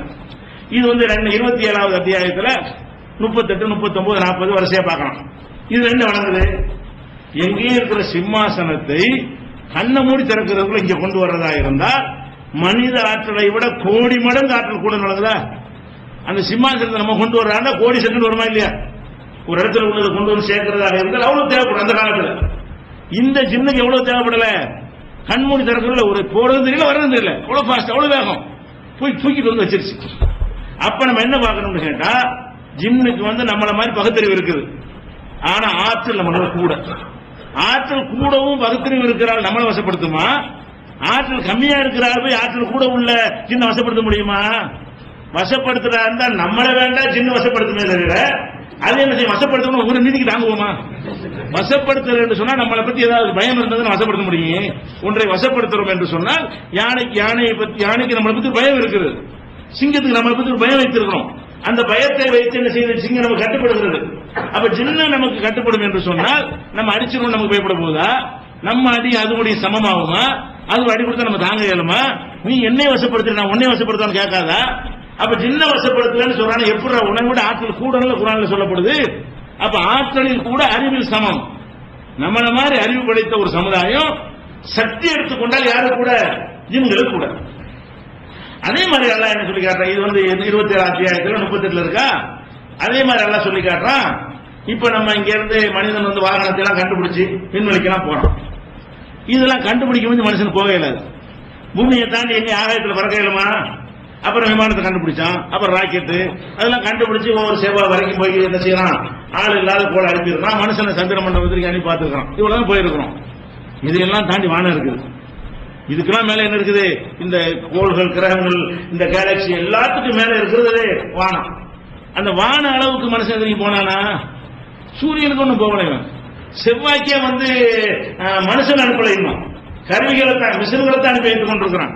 அப்ப அவ்வளவு பெரிய தொலைவில் எது இருக்கிறது? வானம்ங்கிறது இருக்குது. இந்த ஜின்கள் என்ன செய்யும்னா, ஒரு செகண்ட் அங்க இருக்கு, இங்க இருக்கும். ஜின்கள் எங்க போயிருமா? இங்க இருந்து ஒட்டு கேட்கறதுக்காண்டி மலக்குகள் என்ன பேசுறார்கள் என்று ஒட்டு கேட்பதற்காக ஜின்கள் அங்கே போகும். போயிட்டு ஒட்டு கேட்க வர்றது மலக்குகளுக்கு தெரிஞ்ச உடனே அவங்க தீப்பந்தத்தை வீசி வர தேடிப்பார்கள். உடனே ஜின்கள் கீழே வந்துவிடும். கண்ணுக்கு தெரியாத படைப்பு மலக்குகளுக்கு தெரியும், நமக்கு தான் தெரியாது. அப்ப இதை வச்சு பார்க்கணும். என்னன்னு கேட்டா, அவங்க இங்க இருக்கிற மாதிரி இருக்கும், மேல போயிருவாங்க, மேல இருக்கிற மாதிரி கீழே வந்துடும். அப்படியான ஒரு அதிகமான சக்தி வாய்ந்த ஒரு படைப்பாக்க அது ஜின்கள். இந்த ஆற்றல் உங்களுக்கு இருக்குங்கிறது எங்க இருக்குன்னா 72வது சூறாவுல 8, 9, 15வது சூறாவுல 17, 18, 37வது சூறாவுல 9வது வசனம். இதுல எல்லாம் என்ன இருக்குன்னு கேட்டா, ஜின்கள் வந்து மேல் உலகம் இருக்குல்ல, வானம், ஒவ்வொரு வானமா மேராஜுக்கு போய் தட்டினாங்களே, அங்க வரைக்கும் போயிடும். முதல் வானம் வரைக்கும் எது போகுது? ஜின் போகுது. அப்ப எந்த ராக்கெட் இல்ல, கருவி இல்ல, மனுஷன் அதுக்கு போறாந்தா நம்ம கருவியை கண்டுபிடிக்கல. அப்ப ஒளி வேகத்தில் அதனுடைய பிரயாணம்லாம் இருக்குன்னு சொன்னா அதனுடைய ஃபாஸ்ட் வேகம் வந்து அவ்வளவு அதிகம் என்பதை நம்ம பார்க்கணும். இப்ப நம்ம என்ன பார்க்க வேண்டியிருக்குன்னு கேட்டா, லாஜிக்காக மனிதன் எப்படி ஜின்னை கட்டுப்படுத்துவான்? சரி, அப்படி குர்ஆன்லயாவது மனிதர்களே நீங்கள் நினைத்தால் ஜின்களை கட்டுப்படுத்தலாம் அல்லாஹ் சொல்லி இருந்தா ஓகே. அல்லாஹ் படைச்சிருக்கான் ஜின்ன, அதை வச்சு நம்ம நம்புறோம், பாத்துற நம்புறோம். அல்லாஹ் சொல்வதை வைத்தான் ஜின்ன நம்புறோம். அந்த அல்லாஹ் எங்கேயாவது ஒரு இடத்துல நீங்கள் ஜின்னை கூட வசப்படுத்தலாம், ஜின்னு உங்க சொல்ல கேட்கும் அப்படின்னு எங்கேயாவது அல்லாஹ் சொல்லி இருந்தா அந்த ஜின்னை வசப்படுத்தி அதை கொண்டு இந்த காரியத்தை செய்யறான்னு நம்ம நம்பலாம். அப்ப ஜின்னை வசப்படுத்துங்கிற முடியாதுங்கிற கான்செப்ட் தான் எல்லாத்தையும் பார்க்க இருக்குது. இன்னும் சொல்ல போனா ஜின்னை வந்து வசப்படுத்த இயலவே இயலாது என்றும் குர்ஆன் சொல்லுகிறது. எப்படி சொல்லுகிறது கேட்டா, சுலைமான் நபிக்கு ஜின்ன அல்லாஹ் வசப்படுத்தி கொடுத்தான். அதை சொல்லும் போது என்ன சொல்றான்னு கேட்டா, இவருக்காக எந்த வேலை சொன்னாலும் செய்யக்கூடிய வகையில் ஜின்களுக்கு நம்ம உத்தரவு போட்டோம். அந்த உத்தரவை செயல்படுத்துகிறதா என்று நாம் கண்காணித்துக் கொண்டிருக்கிறோம். சுலைமானுக்கு கட்டுப்படணும் என்று சொல்லி ஜின்களுக்கு அல்லாஹ் என்ன செய்யறான், ஒரு ஆர்டர் போடுறான். அந்த ஆர்டரின் காரணத்தினால சுலைமான் கட்டுப்படுச்சே தவிர இல்லைன்னா சுலைமானுக்கு போட்டு போயிடுறது. சுலைமானோட பவர்ஃபுல்லானது. அப்ப சுலைமான் நபிக்கு நிறைய காற்றை வசப்படுத்தி கொடுத்தான், பறவைகளை வசப்படுத்தி கொடுத்தான், எறும்புகள் பேசுவது கூட அவருக்கு புரிந்து கொள்ளக்கூடிய ஆற்றல் எல்லாம் கொடுத்தான். உலகத்தில் யாருக்கும் கொடுக்காத ஒரு ராஜ்யத்தை அவர் கொடுத்தான் இல்லையா? அதுல ஒன்றுதான் எது, ஜின்களை வசப்படுத்துறது. ஒரு சைத்தான்கள் ஜின்கள்ல எவ்வளவு அவருக்காக முத்து குளிக்கிறவர்கள் இருந்தார்கள். யாமலூன் அமனன் தூணதாலிக்க இது அல்லாத பல வேலைகளை செய்து கொண்டிருந்தார்கள். குன்னாலகும் ஹாஃபிதீன் அவங்கள நான் கண்காணிச்சுட்டே இருக்கிறேன். ஜின்கள் ஒழுங்கா வேலை செய்தான்னு சொல்லி நான் வசப்படுத்தி கொடுத்து அதை கண்காணிச்சுட்டு இருக்கிறேன். எனக்கு பயந்துட்டு செஞ்சிச்சு அப்படின்னு அல்லாஹ் சொல்வதன் மூலமா என்ன வழங்குது, மற்றவனுக்கு முடியாது. ஜின்ன இயற்கையா கட்டுப்படுத்த இயலாது. அல்லாஹ் வசப்படுத்தி கொடுத்ததுனால் நடந்திருக்கிறது என்று சொல்லி 21வது சூறாவுல 82வது வசனத்தில் இருக்கிறது. அதே மாதிரி 34:12 என்ன இருக்கிறது, இந்த சுலைமானுக்கு வசப்படுத்தி கொடுத்தேன், எந்த ஜின்னாவது அதை மீறினால் கடுமையாக நான் தண்டிப்பேன் என்று எச்சரிக்கை செய்தேன். அல்லாஹ் எப்படி கட்டுப்படுத்தி கொடுத்தான், சுலைமான் சொல்லத்தான் கேட்கணும், இல்ல நடக்கிறது வேற என்று எச்சரிக்கை பண்ணினேன் என்று சொல்லி 34:12 வசனத்தை சொல்லி காட்டுறான். அப்ப இதெல்லாம் வச்சு பார்க்கக்கூடிய நேரத்தில் சுலைமான் நபிக்கு ஜின்னை வசப்படுத்தி கொடுத்தது அவருக்குரிய தனிச்சிறப்பா, மனிதனுக்கு இயல்பாக வசப்படுத்த முடியும் அல்ல வசப்படுத்தி கொடுக்கணும். அவரை வசப்படுத்திக்கிறவார ஜின்ன மனுஷன் வசப்படுத்த முடியும் என்றால் இது ஒரு பாக்கியமா இல்ல சொல்லுவானா? காற்றை வசப்படுத்தி கொடுத்தேன்னு எல்லாம் சொல்றான். காற்றை வசப்படுத்த முடியுமா? முடியாது. முடியாத காரணத்தினால நான் வசப்படுத்தி கொடுத்தேன் எல்லாம் சொல்றான். அந்த மாதிரி ஜின்னுக்கு என்ன சொல்றான்னு கேட்டா, இந்த ஜின்னை மனிதனுக்கு வசப்படுத்த முடியாது, ஆனால் நான் வசப்படுத்தி கொடுத்திருக்கிறேன். அப்ப ஜின்ன சுலைமான் நபிக்கு வசப்படுத்தி கொடுத்தது அவருக்குரிய சிறப்பு என்று இதில் வழங்கணும். அது மாத்திரம் இல்லாம அவர் இதெல்லாம் பார்த்துட்டு அவருக்கு ஒரு பயம் வருது. என்னது, என்னடா பறவை நம்மகிட்ட பேசுது, எறும்பு பேசுது, காத்து நம்ம சொல்லலாம் கேட்குது, ஜின்னு எல்லாம் நம்ம கட்டுப்படுது, இப்படியான ஒன்றை வைத்து நம்ம அல்லாஹ்வுக்கு நன்றி செலுத்துறோம். அந்த மாதிரி ஒன்று வேற எவனுக்காக கொடுத்தா அவன் என்ன ஆயிருவான், அவன் மனசுல இருப்பான், அவன் நான் கடவுள் சொல்லி பயப்படுறாரு அவரு. அப்ப என்ன செய்யறாரு, ரப்பி ஹப்லி முன்கன் லா எம்பகையில அறவையும் பாதி, இறைவா எனக்கு பிறகு யாருக்கும் இந்த இது கொடுத்து விடாது, எனக்கு நீ கொடுத்திருக்கிறாய், இந்த மாதிரியான ஒரு வல்லமை என்ன செய்யறாத வேற யாருக்கும் கொடுத்துறாதுன்னு சொல்லி யார துவா செய்யறா, சுலைமான் நபி துவாவும் செஞ்சிட்டாங்க. அல்லாஹ் அவருக்குத்தான் இந்த ஆற்றலை, இந்த சக்தியை, சிறப்பை கொடுத்து இருந்தான், வேற யாருக்கும் இல்லை, வேற யாருக்கும் கொடுக்காது என்று ஒரு துவாவும் செய்து விட்டார். அந்த துவா அல்லாஹ் ஏற்றுக்கொள்ளவும் செய்து விட்டான் என்பதற்கு ஹதீஸ்ல ஆதாரம் இருக்கிறது. எப்படி இருக்கிறது, நபிகள் நாயகம் ஸல்லல்லாஹு அலைஹி வஸல்லம் சொல்றாங்க, ஒரு நாள் சுபஹ் தொழுத பிறகு சுலைமான் நபி செஞ்ச துவா யாருக்கும் கொடுக்காதுன்னு கேட்டார்ல, அதனுடைய நம்பர் 38, 35. இப்ப ரசூல் ஸல்லல்லாஹு அலைஹி வஸல்லம் என்ன செய்யறாங்கன்னா மக்கள்கிட்ட சொல்றாங்க, நேற்று இரவு இஃப்ரீத், அந்த இஃப்ரீத் இருக்குல்ல, அந்த இஃப்ரீத் என்கிற ஒரு ஜின்னு என்னிடத்தில் ரொம்ப சேட்டை பண்ணியது, என்னுடைய தொழுகையெல்லாம் கெடுக்க பார்த்தது, அதை பிடிக்கக்கூடிய வாய்ப்பை எல்லாம் எனக்கு தந்தான், கிட்ட வர பிடிக்கிற அளவுக்கு அந்த இஃப்ரீத்ங்கிற ஜின்னு வந்துருச்சு. நான் அதை பிடிச்சி தூண்ல கட்டி காலையில் வரக்கூடிய மக்களுக்கெல்லாம், மதீனாவுல எல்லா மக்களும் பார்க்கறதுக்கு ஏற்பாடு செய்யலாம் நினைக்கும் பொழுது என் சகோதரர் சுலைமான் செய்த துவா எனக்கு ஞாபகத்துக்கு வந்துருச்சு. என்ன துவா, யாரெல்லாம் எனக்கு கொடுத்த இந்த ஆட்சியில யாருக்கு கொடுக்கான்னு கேட்டுட்டாரு. அப்ப இதை நம்ம அவருடைய துவாவுல இது அடங்கு நடத்தணும் இல்லையா, அவர் கேட்ட துவாவில் இது அடங்குது, அதனால நான் விட்டுட்டேன். சுலைமான் நபி ஒரு துவா செஞ்சிருக்கிறாங்க, அந்த துவா செஞ்சிருக்கும் பொழுது நம்ம அந்த சின்ன கட்டுப்படுத்தல் என்பது அது தகாது, அது கூடாது என்பதற்காக நான் அந்த எண்ணத்தை கைவிட்டுட்டேன் என்று ரசூல் ஸல்லல்லாஹு அலைஹி வஸல்லம் சொல்றாங்க. இது புகாரில 461 ஹதீஸில் இருக்கிறது. இது எல்லாத்தையும் ஒட்டுமொத்தமா வைத்து பார்த்தா என்ன தெரிகிறது, ஜின்கள் ஆற்றலில் நம்மை மிஞ்சியது, அதை மனுஷன் கட்டுப்படுத்த இயலாது. சுலைமான் நபிக்கு அல்லாஹ் உத்தரவு போட்டு கட்டுப்படுத்தினான், அவர் வேற யாருக்கும் அதை கொடுக்காதுன்னு துவாவும் செஞ்சு விட்டாரு. அந்த துவாவுக்கு இதுதான் அர்த்தம் ரசூலுல்லாஹ் வழக்கம் சொல்லிவிட்டாங்க. இல்லைன்னா நானே பிடிச்சி கட்டி காட்டிருப்பேன், உங்களுக்கு ஜின்ன பிடிச்சி கட்டி போட்டு இந்த பாரு இதான் ஜின்னு என்று நான் உங்களுக்கு காட்டி இருப்பேன். சுலைமான் நபி துவா செஞ்சதுனால அது சாத்தியம் இல்லாம போயிடுச்சு. அப்ப என்ன விளங்குதுன்னு கேட்டா, ரசூல் ஸல்லல்லாஹு அலைஹி வஸல்லம் உட்பட யாரும் இந்த ஜின்னை தன் கையில கண்ட்ரோல்ல வைத்துக் கொள்வது என்பது இஸ்லாத்தில் இல்லை, அது இறைவன் கொடுக்கவில்லை, அது சுலைமான் நபியோடு முடிந்து விட்டது. அது அல்லாஹ் வசப்படுத்தி கொடுத்ததுனால தான் கட்டுப்படுச்சே தவிர அதனுடைய தன்மை கட்டுப்படுவது அல்ல. அதனுடைய தன்மை மனுஷனுக்கு அடங்கி நடப்பதல்ல. இவ்வளவு தெளிவா இருக்கும்போது ஜின்ன கட்டுப்படுத்தி என்ன செய்யறாரு இவரு சூனியம் பண்றாரு. அது பொய். அது அப்படி அவங்க சொல்லவே இல்லை. இவங்க ஏமாத்துறதா சொல்றது. அந்த ஜின்னுங்கிற நம்பாதவன் சூனியம் செய்யலாம். இந்துக்கள் செய்யறான் ஜின்ன என்ன தெரியுமா? இல்ல இந்துக்கள் முஸ்லீம் ஜின்ன நம்புறோம். இந்துக்கள்ல உள்ளவன இந்த மாதிரி நாங்க சூனியம் வைக்கிறோம் ஏவல் வைக்கிறோம் சொல்றான். அவனுக்கு ஜின்ன என்ன தெரியுமா? அப்ப சூனியம் என்பது அவன் ஏதோ மந்திரத்தை வச்சு செய்யறேன்னு தான் சொல்லிட்டு இருக்காங்க தவிர இவங்க சொல்ற வார்த்தை யாரும் சொல்லல. இவங்க தங்களை தற்காத்துக் கொள்வதற்காக வேண்டி அது ஜின்ன வச்சு செய்வார்கள். அப்ப ஜின்னு அவனுக்கு தெரியாதா அதுக்குள்ள செய்ய முடியும். அதை சிந்திக்கணும். அது போக ஜின்ன வச்சு செய்யறதா இருந்தா அதுக்கு எதுக்கு முடியும், அதுக்கு எதுக்கு காரடி மண்ணு, அதுக்கு சட்டை எதுக்கு, அதுக்கு பேரிச்ச மட்டை, அவர் ஒரு ஆர்டர் பட்டு செஞ்சுட்டு போகுது. அப்ப இதெல்லாம் இதை வச்சுக்கிட்டு போன மாதிரி செஞ்சுக்கிட்டு தான் செய்யறாங்கிறான். அவனே இப்படி சொல்லல. சூனியம் செய்யறேன்னு சொல்லி ஏமாத்துறவன் சொல்லாத ஒன்றை இவர்கள் புதுசா சொல்றாங்க. சூனியம் என்ன தெரியுமா? ஜின்களை கையில் வைத்துக் கொண்டு அதை வச்சுக்கிட்டு மனிதர்களுக்கு பாதிப்பு ஏற்படுத்துறது. இன்னொன்னு கவனிக்கணும்.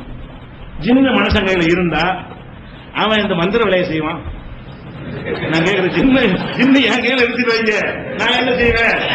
போய் ரிசர்வ் பேங்க்ல இருந்து அடிக்குவான். அந்த சிம்மாசனத்தை கொண்டு வந்த மாதிரி எல்லாம் வந்துருமா இல்லையா? கோடார் தங்க வயலில் உள்ள 50 தங்கத்தை கொண்டு வா. நான் அள்ளி கொடுப்பேனுங்க. நான் எதுக்கு 1000 ரூபாய்க்கு மந்திரம் பண்ணிட்டு இருக்கிறேன்? அப்ப ஜின்னு வச்சிருக்கிறது பொய்ன்னு வளர்ந்தா. ஜின்ன வச்சிருந்தான்னு சொன்னா அவளை பார்த்து வேலை நடக்கணுமா இல்லையா? இந்த மாதிரி உள்ள விழுந்துருச்சு. ஜின்னு என்ன செய்யணும்? 2 நிமிஷம் போதும். புட்டு புட்டு பட்டு தூக்கிட்டு வந்து யாரும் செத்து போயிருக்க மாட்டான்.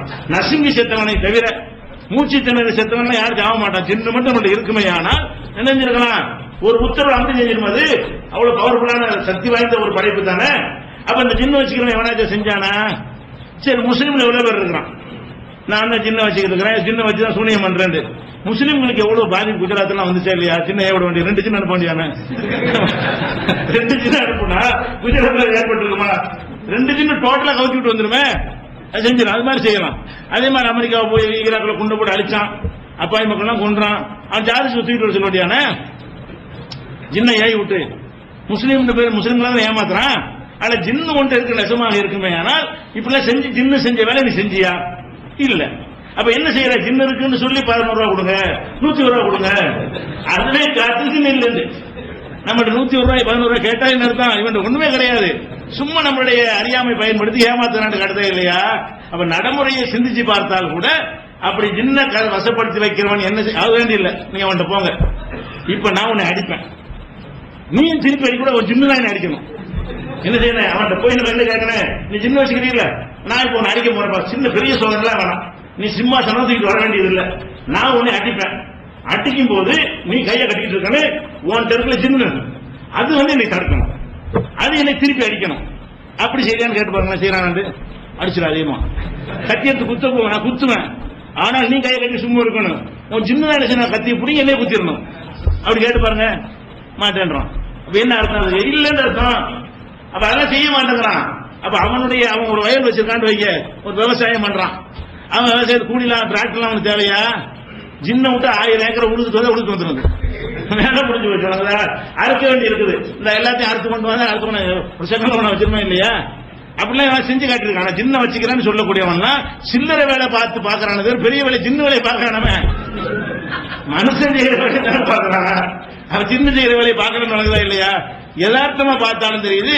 ஜின்னைலாம் அப்படிலாம் கட்டுப்படுத்து. இன்னும் படைப்பு நம்ம நம்பணும். ஈமான் சம்பந்தப்பட்டது, மறைவானது. இன்னும் சொல்ல போனா அல்ல என்ன சொல்றான்? ஜின்களை சொல்லும் பொழுது அதை நம்ம பார்க்க இல்லாத, அது முக்கியமான பயன். பார்த்தாதான் கட்டுப்படுத்த முடியும். ரசூல் ஸல்லல்லாஹு அலைஹி வஸல்லம் கட்டி போட்டு காட்டலாம் நினைச்சாங்க.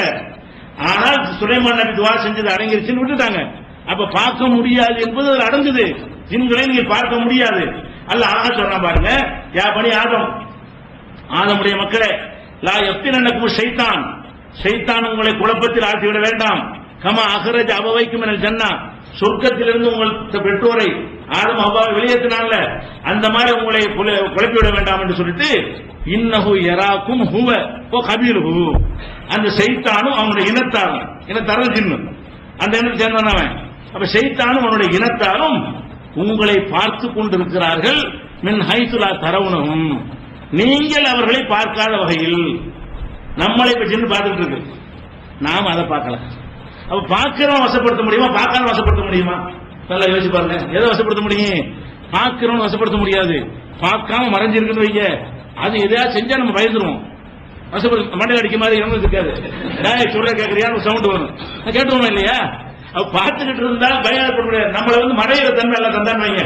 இப்ப நான் கண்ணுக்கு தெரியாத ஒரு ஒரு ஒரு சக்தியால தந்து யாரும் என்னை பார்க்க முடியாதுன்னு வைங்களேன், உலகத்தை ஆட்டி படிச்சிருவோம்ல. நான் என்ன செய்வேன், பெரிய ஒபாமா கிட்ட போய் நிற்பேன். பிளைட்ல என்னன்னு பார்க்க மாட்டாங்க. அமெரிக்காவில் சோதனை கூட என்ன பண்ண முடியாது, தெரிய மாட்டேன். நான் பாட்டு விசா இல்லாம அமெரிக்காவில் இறங்குவேன். அங்க வெள்ள மலைக்கு போவேன், மண்டல ஓங்கி அடிப்பேன். அது சரி செய்வா பயந்துடலாம ஒரு சட்டம் ஒண்ணு கொடுப்பேன். ஒழுங்காயிரு ஈராக்கெல்லாம் திருப்பி வந்துரு. ஆறு பேர் வாழ்ந்தாங்க. யார் வசப்படுத்த முடியும்? யாரு மறைந்து நிற்கிறானோ அவனுக்கு வசப்படுத்துறதுக்கு சக்தி அதிகம். என்ன வேணாலும் செய்யலாம். என்ன மறைவ சத்தம் ஆள் அனுப்பும் அப்படி போயிடும். அப்ப மறைந்து இருக்கிறவன் நம்மளை மிரட்டி வசப்படுத்த முடியுமா? மறைவாயில் வெளிப்படையா இருக்கிறவன் மறைவா இருக்கிற மிரட்ட முடியுமா? அப்ப என்ன சொன்னாங்க? எல்லாம் உள்டா பேசுறாங்க. எல்லாம் என்ன சொல்றான்? இன்னும் எராக்கும் ஹுவ கபீலுகும் மின் ஹைசுலா தரவுனஹும், நீங்கள் பார்க்காத வகையில் உங்களை சைத்தான் ஜின்னு எல்லாம் பார்த்துட்டு இருக்காங்க. இப்ப இங்க ஜின்னு இருந்து நம்ம பார்த்துட்டு இருக்கு, ஆனா நம்ம அதை பார்க்கல. ஆனா பார்த்தா அது பாட்டுக்கு நம்மள ஒண்ணு கொள்ளாது, அது வருஷமா இருக்குது. ஜின்கள் எல்லா இடத்துலயும் இருக்கு. அது நம்ம சண்டைக்கு வர்றது ரொம்ப அது பாட்டு நிலையை பார்த்துட்டு போயிட்டு இருக்கோம். அப்ப அந்த மாதிரி இருக்கும்போது ஜின்ன வசப்படுத்துறது இருக்குமா? இருக்காது. அப்ப ஜின்ன வசப்படுத்தி செய்யறோம் என்று சொல்வார்களே, ஆனால் அது அப்பட்டமான பொய். அதை நீங்க வழங்கிக்கணும். முதல் ஒரு பாயிண்ட் நம்ம சொல்லிடுவோம். சிகிர் என்பது அல்லாஹ்வுக்கு இணை கற்பிக்கிற ஒரு செயல் தான். அல்லாஹ்வை போல ஒரு மனிதன் செயல்படுவான் என்பது அதுக்குள்ள அடங்கி இருக்கிறது. சிகிரை நீங்க நம்பினீர்களே, ஆனால் சில மனிதர்களுக்கு அல்லாஹ்வை போல சக்தி இருக்கிறது. சில விஷயங்களுக்கு அல்லாஹ் செய்யற மாதிரி எந்த சாதனத்தையும் யூஸ் பண்ணாம அவங்க என்ன வேணாலும் செய்வார்கள். இது ஷிர்கான ஒரு விஷயம் என்று நம்ம சொல்றோம். அதுக்கு ஆதாரமாக நிறைய காரணம், அல்லாஹ்வை போல யாரும் இல்லை என்ற ஆதாரங்கள்லாம் சொல்லி இருக்கிறோம். அதே போல இது ஷிர்க் இல்லை என்றவர்கள் என்ன எடுத்து வைக்கிறார்கள், அது எப்படி தவறு என்பதை நம்ம நினைச்சிட்டோம், அதை பார்த்துட்டோம். அடுத்தபடியாக இது ஒரு விஷயமாச்சா, ரசூல் ஸல்லல்லாஹு அலைஹி வஸல்லம் சிகிர் வச்சதா சொல்றாங்க. இந்த ஹதீஸ் தானே. ஹதீஸ்ல என்ன இருக்கு? ரசூல் ஸல்லல்லாஹு அலைஹி வஸல்லம் அவர்களுக்கு லபீத் இப்னு அஸ்லம் என்கிற ஒரு யூதன் சிகிர் வச்சிட்டான். அவங்க மனநோயாளி ஆயிட்டாங்க, அவங்களுக்கு வேதனை ஏற்பட்டது, இது 6 மாசம் இருந்தது, ரொம்ப பாதிப்பு உள்ளானார்கள் அப்படின்னு சொன்னால் அது வேற என்னென்ன விளைவை ஏற்படுத்துது? முதல்ல ஷிர்க், அது முடிஞ்சிருச்சு. உங்களுக்கு எனக்கும் செஞ்சா ஷிர்கோட முடிஞ்சிடும். எனக்கு சிகிர் வச்சான்னு நம்பினேன்னு வைங்க, அது ஷிர்க் மட்டும்தான். ரசூலுல்லாஹ்வுக்கு சிகிர் வைத்து விட்டால் அது ஷிர்க் அல்லாத இன்னும் பலதூரமான பல விஷயங்களுக்கு எதிராக நிற்கும். ஏன்னா அல்லாஹ்வுடைய தூதர் அவங்களுக்கு போய் ஒருத்தன் ஒரு மனநோயாளி ஆக்கி விட்டான்னு வைங்க, மனநோயை ஆக்கினால் எப்படிப்பட்ட மனநோயை? செஞ்சதை செய்யலைங்கிறது, செய்யாத செஞ்சேங்கிறது. அது மனைவியிட்ட தாம்பத்தியம் பண்றது கூட தப்பா நினைக்கிற அளவுக்கு மனநோய் இப்படி ஆளாகிவிட்டால் அப்ப அவங்க பேசின பேச்சுகள் எல்லாம் மனநோயில பேசினதா நெசமா பேசினதா? ஹதீஸ் எல்லாம் டவுட் ஆகி போயிடும், குர்ஆன் எல்லாம் டவுட் ஆகி போயிடும். இந்த ரசூலுல்லாஹ்வுக்கு சிகிர்னு வச்சீங்கன்னா தலைவலி வந்துச்சு, காய்ச்சல் வந்துச்சுன்னா அது ஒரு கணக்கு. இதுல முக்கியமான பயன் என்ன வருது? செய்யாததை செய்தேன் என்றார்கள், வகி வராததை வந்தது என்றார். அது ஒரு மாதிரி இல்லையா? அல்லாஹ் சொன்னான்னு ஒரு வசனம் சொல்றாங்க, அது அல்லாஹ் சொன்னானா இந்த சிகிருடைய வேலையா? சந்தேகம் வரும்ல. இந்த சிகிர் செய்யப்பட்டு இருந்தால், ரசூல் ஸல்லல்லாஹு அலைஹி வஸல்லம் மனநோயாளி ஆகி இருந்தால் அவங்க எதையாவது சொன்னார்களே, ஆனால் மக்கள் என்ன நினைப்பாங்க? இந்த 6 மாசமா ஒரு மாதிரியா இருக்காரு, அதுல உளர்றாரு, அப்ப அல்லாஹ் சொன்னான்னு சொல்லுவது பொய், அப்படி வருமா வராதா? அப்ப இந்த ரசூலுல்லாஹ்வுக்கு சிகிர் செய்யப்பட்டது என்று நீங்க நம்பினீர்களே, ஆனால் பொதுவாக சிகிர் செய்யப்பட்ட நம்பினீர்களே ஷிர்கோட போயிடுது. ரசூலுல்லாஹ்வுக்கு சிகிர் வைத்தார் நம்பினீர்களே, ஆனால் ஷிர்காவும் போகிறது. ரசூல் ஸல்லல்லாஹு அலைஹி வஸல்லமுக்கு அருளப்பட்ட குர்ஆனில் அது சந்தேகத்தை ஏற்படுத்துகிறது. குர்ஆன் சுயநினைவோடு சொன்னதா அல்ல அந்த 6 மாசத்துல வந்த விஷயங்கள் பூரா பொய்யா போயிருமா? இல்ல, மத்த விட்டுருங்க. 23 வருஷத்துல 22 வருஷம் சுயநினைவா இருந்தாங்க, ஒரு 6 மாசம் சுயநினைவு இல்லாம இருந்தாங்கன்னு வைங்க, செஞ்சது செய்யலண்டு. அப்ப 6 மாசம் வந்த வசனங்கள் எல்லாம் எது இல்ல? அது குர்ஆனா எப்படி இருக்க முடியும்? 6 மாசமா அவங்க தான் ஒன்னு சொல்லக்கூடிய நிலையில இருந்தாங்களே, இந்த ஹதீஸ் பிரகாரம். நம்ம அப்படி நம்பல, அவங்களுக்கு எந்த பாதிப்பும் வரல, எப்போதும் சரியா இருந்தாங்க, அல்லாஹ் அவங்களை பாதுகாத்து வச்சான், அது நம்ம ஈமான். ஆனா சிகிரை நம்பினால் என்ன வருது? நபி ஸல்லல்லாஹு அலைஹி வஸல்லம் மனநோய்க்கு ஆளானார்கள் 6 மாசம் என்று சொன்னால் அது குர்ஆனில் சந்தேகத்தை ஏற்படுத்த, 2வது குற்றத்தை ஏற்படுத்தும். அதை விவரமாக விரிவாக இது மேலோட்டமா நீங்க சொல்லியிருக்கோம். அது எப்படி எல்லாம் பாதிப்பை ஏற்படுத்தும் என்பதற்கான ஆதாரங்களை இன்ஷா அல்லாஹ் நாளைக்கு பார்க்கலாம். الله